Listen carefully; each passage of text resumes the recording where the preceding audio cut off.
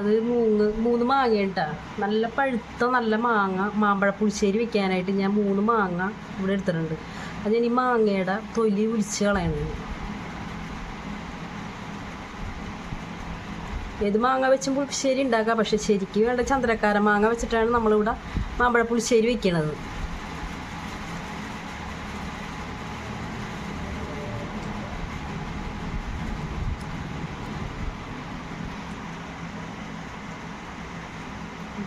ഇവിടെ 3 മാങ്ങ എടുത്ത് നന്നായിട്ട് കഴുകി എടുത്ത മാങ്ങയും അത് ഞാനിവിടെ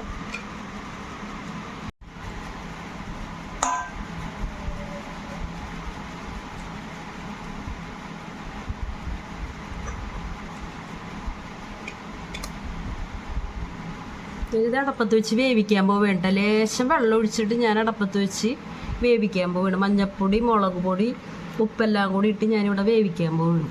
ടീസ്പൂൺ സ്പൂൺ മഞ്ഞൾപ്പൊടി ഇടണതിൽ, 1/4 ടീസ്പൂൺ മുളക് പൊടി, സ്പൂൺ ഇതെല്ലാം കൂടെ കൂട്ടി ഞാൻ വെക്കാൻ പോവുകയാണ് അടപ്പത്ത്. ഗ്ലാസ് വെള്ളം ഇതെല്ലാം കൂടി ഇട്ട് ഞാൻ വേവിക്കാൻ പോവുകയാണ്.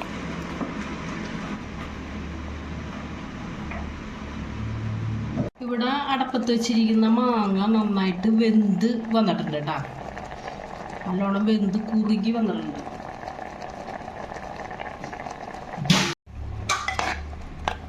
അതൊക്കെ നല്ലോണം വെന്ത് നല്ലോണം ഉടഞ്ഞിട്ടുണ്ട് കേട്ടോ.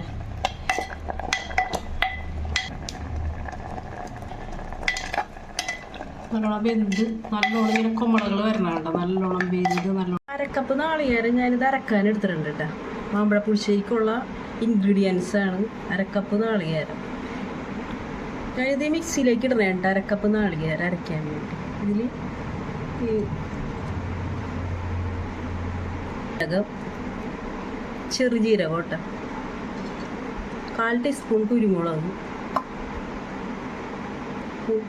3-4 കഷ്ണം വെളുത്തുള്ളി, 2 പച്ചമുളക് അരിഞ്ഞതും കൂടെ കൂട്ടി ഞാൻ ലേശം വെള്ളം ഒഴിച്ച് അരയ്ക്കാൻ പോവുകയാണ്. തൈര് ഒഴിക്കാനുള്ളതാണ്, അതുകൊണ്ട് ഈ അരയ്ക്കുമ്പോൾ വെള്ളത്തിൻ്റെ അളവ് നോക്കിയിട്ട് വേണം ഒഴിക്കാൻ. അതിന് ഞാനിവിടെ ഒരു 1/2 ഗ്ലാസ് വെള്ളമാണ് ഞാൻ ഒഴിക്കുന്നുണ്ട്. പോരെങ്കിൽ നമുക്ക് നോക്കി ഒഴിക്കാം. മിക്സിയിലിട്ട് അടിച്ചെടുക്കാൻ പോവുകയാണ്.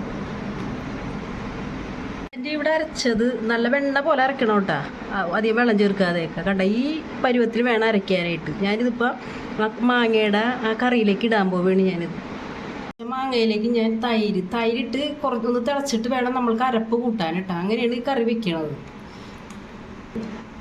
കട്ടത്തൈര് ഒഴിക്കണേ കേട്ടോ. നിങ്ങൾക്ക് ആ പുളിക്ക് അനുസരിച്ചുള്ളത്, ഇതിനധികം പുളിയൊന്നുമില്ല.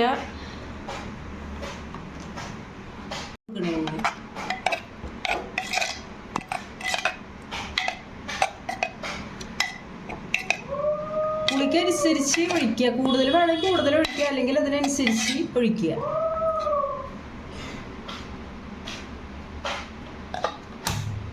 വേണം ഇതിലേക്ക് അരച്ച് വെച്ച അരപ്പ് ചേർക്കാൻ കേട്ടോ. ഇതിലേക്ക് ഞാൻ 1 കഷ്ണം ശർക്കര ചേർക്കണേ കേട്ടോ. വെച്ച അരപ്പ് ഇതിലേക്ക് ചേർക്കണേണ്.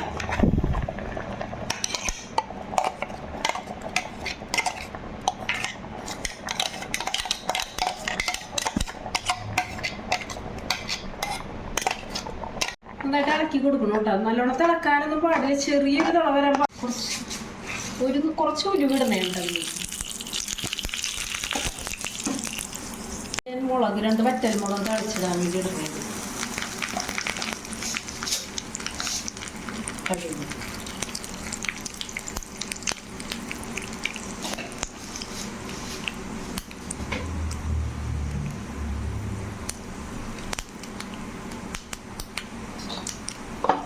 ശരിക്കും നല്ലൊരു ഭംഗി വരാൻ വേണ്ടിയാണ് ഞാനിതിലേക്ക് ലേശം താളിക്കുമ്പോൾ ലേശം മഞ്ഞപ്പൊടി ചേർക്കണം കേട്ടോ.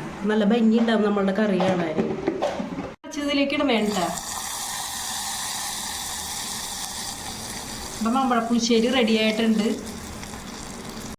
എൻ്റെ വീഡിയോ നിങ്ങൾക്ക് ഇഷ്ടമായാൽ ലൈക്ക് ചെയ്യുക, കമൻറ്റ് ചെയ്യുക, ഷെയർ ചെയ്യുക, സബ്സ്ക്രൈബ് ചെയ്യുക. ഇത് നല്ല ടേസ്റ്റിയാണ് കേട്ടോ. ഇങ്ങനെ വെച്ച് കഴിഞ്ഞാൽ നല്ല ടേസ്റ്റിയാണ്. ചെറിയ കുട്ടികൾക്ക് വരെ നമുക്ക് കഴിക്കാൻ പറ്റും. പിന്നെ ഇഷ്ടമായാൽ ലൈക്ക് ചെയ്യുക, കമൻറ്റ് ചെയ്യുക, ഷെയർ ചെയ്യുക, സബ്സ്ക്രൈബ് ചെയ്യുക.